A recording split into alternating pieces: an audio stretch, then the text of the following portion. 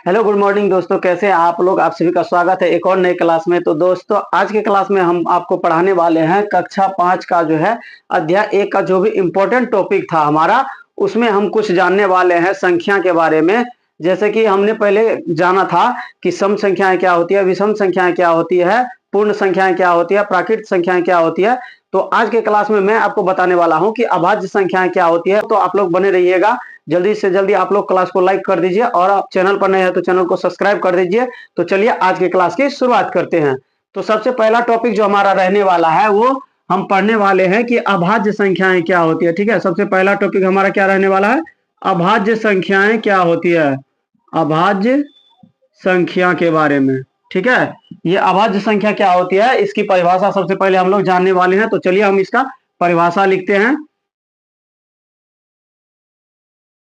तो ये देखिए दोस्तों, हमने जो है अभाज्य संख्या का परिभाषा लिख दिया है यहाँ पर कि अभाज्य संख्याएं किसको कहते हैं। तो जिस संख्या में केवल एक और स्वयं से भाग लगे उसे अभाज्य संख्याएं कहते हैं। इसका दूसरा परिभाषा भी हो जाता है अथवा, ठीक है, इसका एक और परिभाषा होता है। तो वो क्या होता है वो भी मैं आपको बता देता हूं कि जिस संख्या के केवल दो गुणनखंड होते हैं। ठीक है, तो जिस संख्या के केवल दो गुणनखंड होते हैं, दो गुणनखंड होते हैं। ठीक है, तो ये इनका दूसरा परिभाषा क्या हो गया कि जिस संख्या के केवल दो गुणनखंड होते हैं उसे अभाज्य संख्या कहते हैं। तो ये दोनों परिभाषा जो है अभाज्य संख्या का हो गया। पहला क्या था कि जिस संख्या में केवल एक और स्वयं से भाग लगे अभाज्य संख्याएं कहलाती है, और दूसरा इसका क्या था कि जिस संख्या के केवल दो गुणनखंड होते हैं। तो चलिए मैं आपको एग्जाम्पल के जरिए समझाता हूं कि अभाज्य संख्याएं किसको किसको हम बोल सकते हैं और कौन कौन सी अभाज्य संख्याएं होती है। तो चलिए हम कुछ यहाँ पर एग्जाम्पल के जरिए समझते हैं। तो सबसे पहला हमारा अभाज्य संख्या में क्या आ जाता है, 2 आ जाता है, 3 आ जाता है, 5 हो जाएगा हमारा, 7 हो जाएगा, 11 हो जाता है, उसके बाद क्या आता है 13 आ जाता है।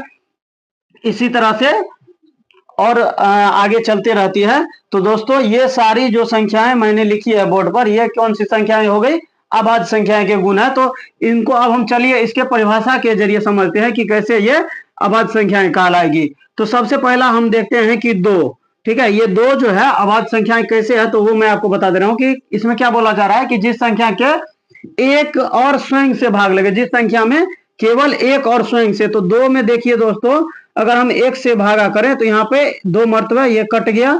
ठीक है, ये भागा लग गया 2 से, और 2 में क्या होता है खुद उस संख्या से भाग लगता है। ठीक है, 2 में 2 से भागा देंगे तो 1 मर्तबा लगेगा, ये भी कट गया।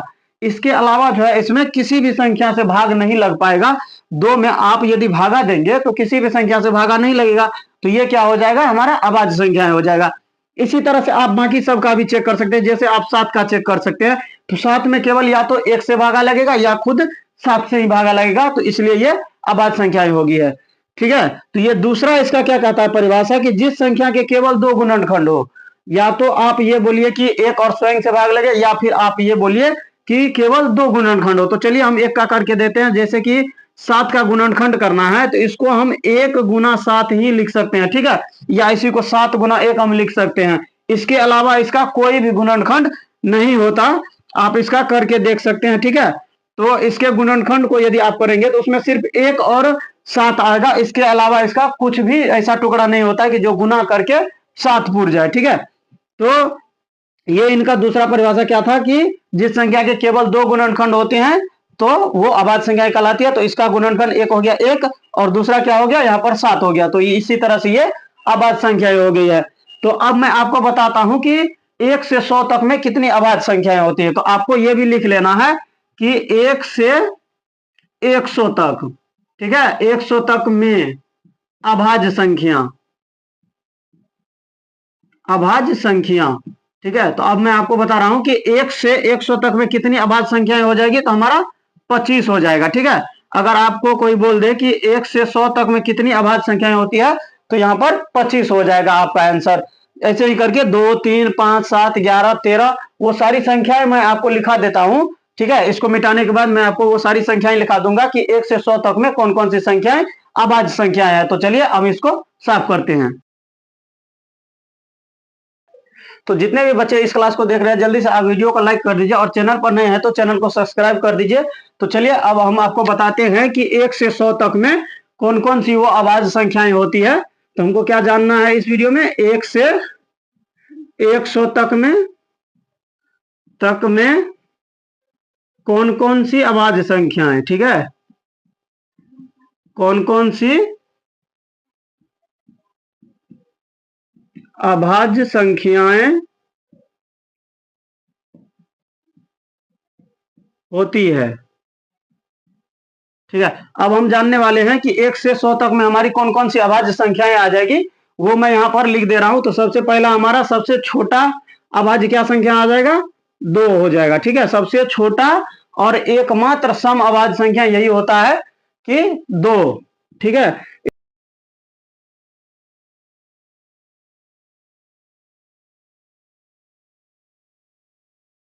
तो यहां पर देखिए हमने 1 से 100 तक में कितनी अभाज्य संख्याएं होती है वो मैंने लिख दिया। आप लोग इसे जल्दी से नोट कर लीजिए वीडियो को रोक के।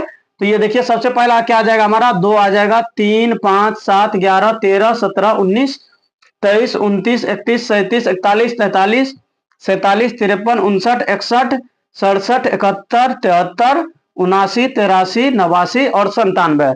तो ये कुल कितने हो गए, यहाँ पर 1 से 100 तक में कुल कितने हो जाएंगे, 25 हो जाएंगे। ठीक है, ये 25 अभाज्य संख्याएं हो जाएगी। यदि आपको पूछ दे कि 1 से 50 तक में, ठीक है, आपसे क्या क्वेश्चन पूछ दे कि 1 से 50 तक में अभाज्य संख्याएं अभाज्य संख्याएं, अगर आपसे पूछ दे कि 1 से 50 तक में कितनी अभाज्य संख्याएं होगी तो आपको बोलना है 15। कितना हो जाएगा, 1 से 50 तक में 15 अभाज्य संख्याएं होती है। तो ये भी आप देख लीजिए, 1, 2, 3, 4, 5, 6, 7, 8, 9, 10, 11, 12, 13, 14, 15, ये 50 तक में ये आ गया हमारा कितना, 15 अभाज्य संख्याएं हो गया। तो ये आप जल्दी जल्दी से लिख लीजिए। दोस्तों आप लोग जल्दी जल्दी वीडियो को भी लाइक कर दीजिए और अपने दोस्तों के पास भी शेयर कर दीजिए। तो मिलते हैं कल की क्लास में एक नए टॉपिक के साथ।